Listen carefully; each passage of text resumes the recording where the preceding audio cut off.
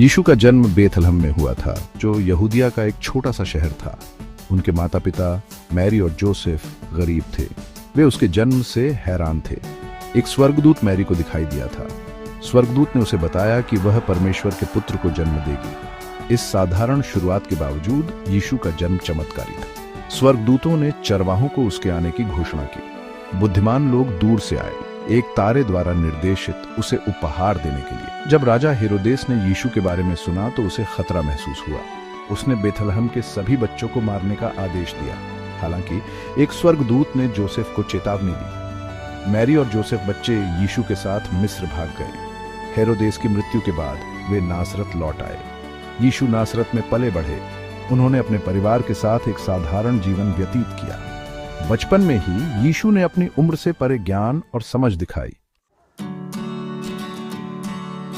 जब वे लगभग 30 वर्ष के थे, तब यीशु ने अपनी सेवा शुरू की। उन्होंने पूरे गलील में यात्रा की, अपना संदेश प्रचार किया।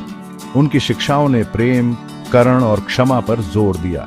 उन्होंने लोगों को अपने दुश्मनों से प्यार करना सिखाया। उन्होंने क्षमा के बारे में बात की।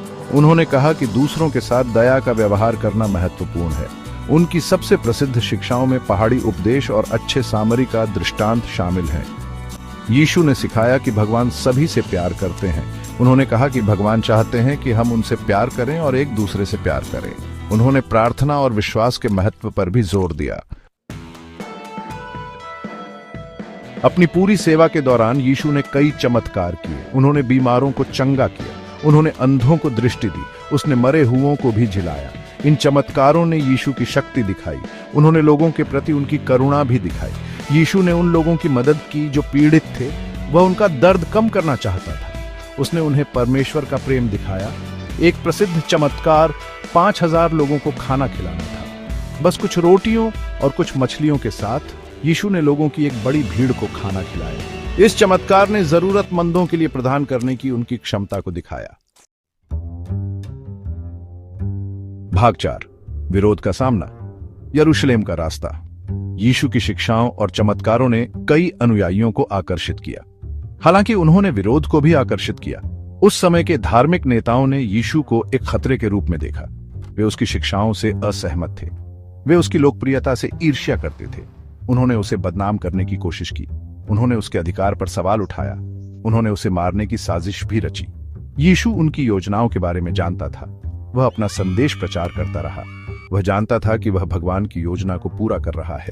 जैसे ही फसह का त्योहार नजदीक आया, यीशु यरूशलेम की यात्रा पर गए। वह जानता था कि उसका क्या इंतजार है। वह अपने भाग्य को पूरा करने के लिए दृढ़ था।